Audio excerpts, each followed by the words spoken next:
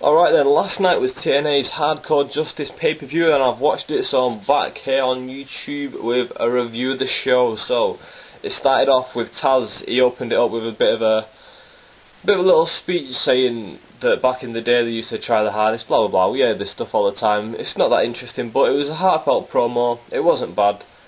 It wasn't excellent, it was just there, you know, it was alright. It was good, in my opinion. You know, it was alright.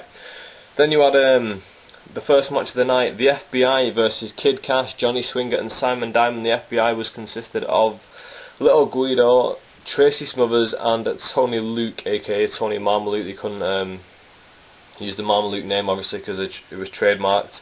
They had a Big Sally Graziano there with them. You know, the match was okay. It was what I expected from the match. It was a fun match and I did enjoy this. The crowd were totally into it, you know, really riled up, really loud, really, you know, getting into the match. We got the dance off in the match, which I thought was great. You know, people watch. I was watching it on the stream, and people were commenting saying, "Oh, what's this rubbish? Like, why are they dancing mid-match? Like, it's just what they do, isn't it? Like, these people mustn't have watched any old Tracy Smothers matches, because I'm pretty sure, like 90% of matches I've seen of Tracy Smothers, he does this in every single one of those. So like, I don't know what they're complaining about. They just not familiar with the products, and they think it's some bullshit TNA's come up with. Well, it's not. This is the stuff that actually happened back in the day. Next off, it started with the useless promos. Now, this isn't anything bad on the TNA products. On the ECW products itself. This is more on the TNA side of things. You know, they put little videos in of the TNA guys basically saying they used to watch ECW, and then they had like why they liked ECW, and they basically ended up with them all saying that ECW was for yesterday what TNA is for today. Basically, that's what they were trying to put out there. But I thought this was wasted. They shouldn't have put this in the pay-per-view. You know, they had a lot of videos of guys who couldn't make it to the show, like Todd Gordon, Pitbull 1, and Francine was one of them. Blue Meanie was another one. I think that was it. They might have had one or two others, but I can't remember off the top of my head. But yeah, these are pretty useless promos. They shouldn't have had them in there. Although the ones of the guys who couldn't make it, I suppose they were alright. Then you had a great Al Snow in the BWO promo where Al Snow's in the back and he's arguing with Head. Obviously the Head's silent and Al Snow's just there saying, "No, stop chanting those three letters. You can't say those three letters. We're going to get sued. Oh, we are so sued. No, don't say it, don't. Oh, you said those three letters, we are going to get sued." You know, he's having this little banter with the Head. You know, it was quite funny, quite entertaining. And then the BWO walk in, Hollywood Nova. Who else was there? I think it might have been Steve Richards, might have been there with them. And the fake Blue Meanie, which is called the Blue Tilly. Now, I thought it was pretty funny. Now, other people will probably think this is bullshit, like, oh, they couldn't even get the real Blue Meanie, so they've got some random fat guys to come playing. Well, I'm not thinking that sort of way. I think that this is like, the Blue Meanie character itself was in the BWO was a piss take of Kerry Nash, wasn't it? So they've basically done a piss take of a piss take to take the piss, and like, it worked. It was funny. If anyone can't see that, then I feel sorry for you, because you're just missing out on humour because you just don't want to see it. And then, you know, that's you're the one that's missing out, not anyone else. I perfectly enjoyed this segment. Next we had Too Cool Scorpio versus C.W. Anderson, an okay match, nothing spectacular, but again, you know, there wasn't really any botches in this. I was expecting Too Cool Scorpio to try a few flippy floppy moves and like fuck them up, but he didn't. He did them to the point, got them done. C.W. Anderson worked an okay match. He was a bit off, you know, he's a bit rusty, I think. I don't know if he's wrestling too often, and he looks a little bit bigger than he used to be, fat wise, not muscle wise. But you know, no problem with that. Okay match, you know. None of the matches on this card were bad. I could have put any of these matches into a WWE card and I would have loved it.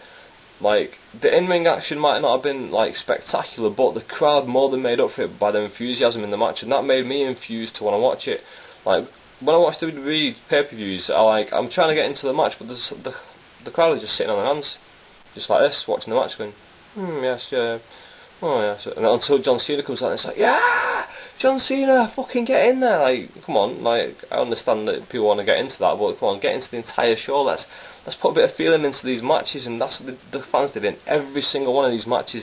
They reacted the same way they did for Too Cool, Scorpio and C.W. Anderson as they did for RVD and Sabu, who's the TNA World Champ. So they did the best for some guy they'd never seen before, in C.W. Anderson, who I don't think's ever been in TNA.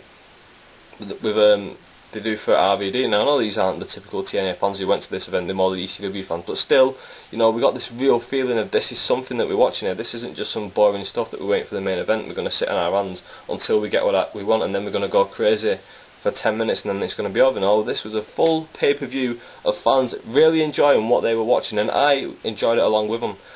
Next up, we had Just Incredible versus Stevie Richards. Stevie Richards got the win after the match. Just Incredible clean Stevie Richards out with the cane. And I'm thinking, that's pretty useless. What are they doing that for? Then the lights go out, and I think, I spoke too soon. Sandman appears in the ring, canes the shit out of Just Incredible. That was pretty cool. Next, you had Spike Dudley versus Al Snow versus Rhino. Triple threat match. I can't remember the order of elimination. I think it was Al Snow got eliminated first, and then Rhino got Spike Dudley and got the pin.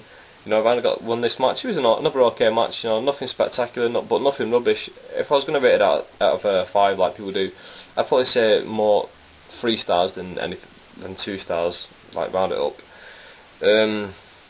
Next up, Dudley's with Joel Gertner versus Balls and Axel. You know, Joel Gertner came out, he did his usual spiel at the start of the show, which is good. You know, we've not seen it for what? ECW went out in 2001, and then he appeared in WWE in 2005, and I've not seen anything else of his apart from those, like ECW and then that one WWE show. So, for me to see this, you know, it was good, it was entertaining, it was fresh, you know. I wasn't watching this as in, like, I wasn't watching this as a show like for the ages. I was watching it as in now, and its relevancy to now. And this show is totally relevant to now because even though the ECW product was over 10 years ago, like, we don't see this stuff every day. And this, like, to just put this stuff in the middle of everything else that we're getting now was fantastic, because this was something new. This is, well, not new as such, but new as in it's not seen every week, whereas I see the TNA products every week. If this was a regular Hardcore Justice pay-per-view, now I don't have anything against TNA, but if it was, I wouldn't have enjoyed it half as much as I did this, just because this was something different. I don't see this every week, and I'm probably never going to see this again, and if I do, it'll be another 5 years, because it's been 5 years since the last one night stand, and everyone's moaning, oh, don't have another one night stand, we can't possibly do that, you know, let it die, we don't want to see this, we don't want to see this. And that's the same people who are going to come on YouTube now in the next couple of hours saying, oh, this was a terrible show, it bored me, I can't be bothered with this show, it was crap, this match was shit, this guy was shit, this guy was fat, this guy was botchy. It's fucking bullshit. This was a good this was a good show. Compare it to other shows today. If you line up every single show we're going to get this year, this is different to everything else, and this was more exciting and entertaining. But yeah, the Dudleys beat Balls and Axel. They called Balls cojones for legal reasons, which I thought was funny. At the end of the match, the Gangsters appeared, put a beating onto Dudleys. Now, this is something I didn't like. The Gangsters were putting a beating onto the Dudleys, and all of a sudden they just stopped.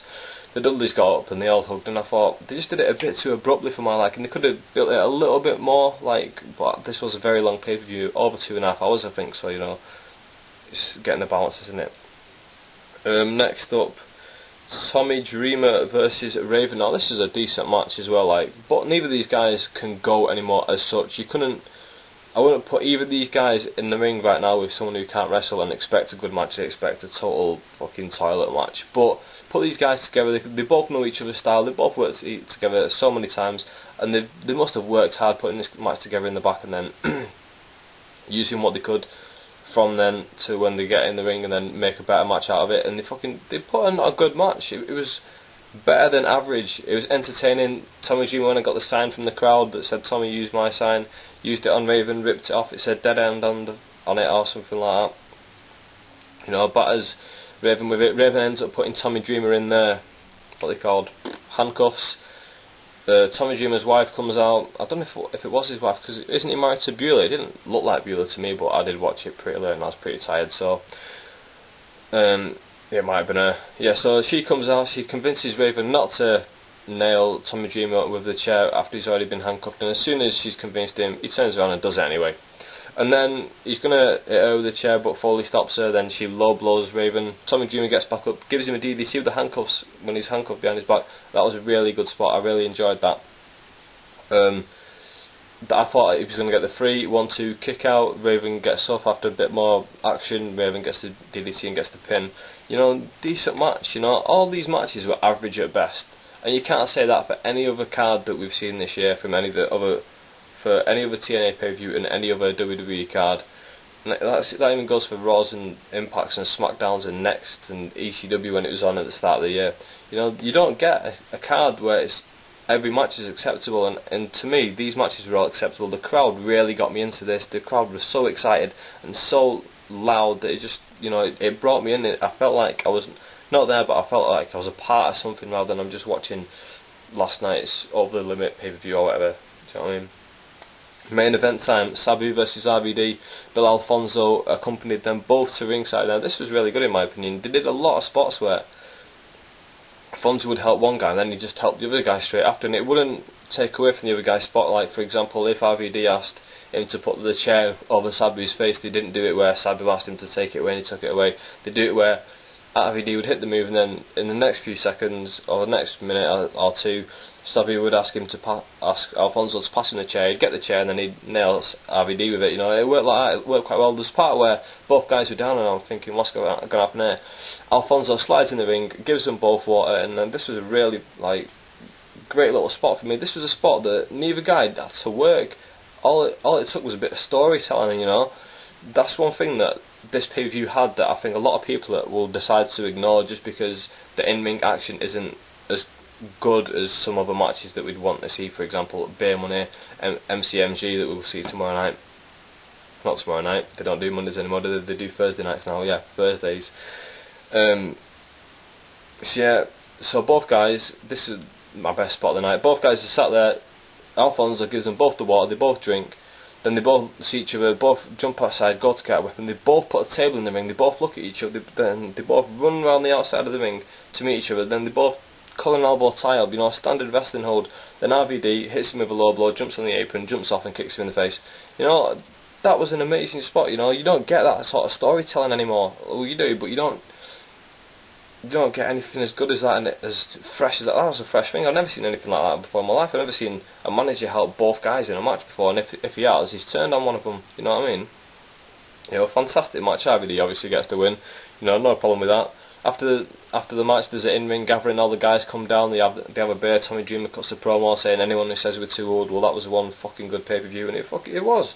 That was a good pay-per-view. If anyone's going to come on here and bashes this pay-per-view, you know, they're just bullshitting and they're just hiding from themselves that they don't want it. They don't want to enjoy this pay-per-view. If you want to watch this pay-per-view and enjoy it, you'll enjoy it. If you want to watch this and bash it, then there's always plenty of stuff to bash. I could sit down and watch any WWE pay-per-view right now and just bash the fuck out of it, but I don't. I come on here and I'll give my honest opinion on every single thing, and I'll try to speak positively, because I don't want people turning off wrestling. I want more people tuning in to watching wrestling. I want more people wanting to be involved in wrestling, not looking at it and saying, you know what, this John Cena guy's a bit of a dickhead, I'm going to turn this off and go watch MMA. Dana White's putting on a fucking awesome show over there, you know, these guys are real, these guys can fight, you know, bullshit. I want people watching wrestling, I want people knowing the good stuff.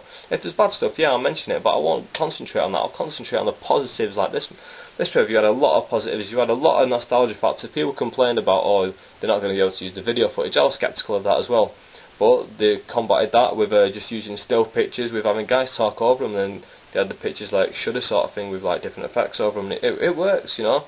For me, you don't need to fill a pay-per-view with loads of archive video footage. For me, if I'm an American and I'm paying for this pay-per-view, I don't want to see archive footage. I want to see fresh footage. I want to see whole live stuff. I don't want to see video packages.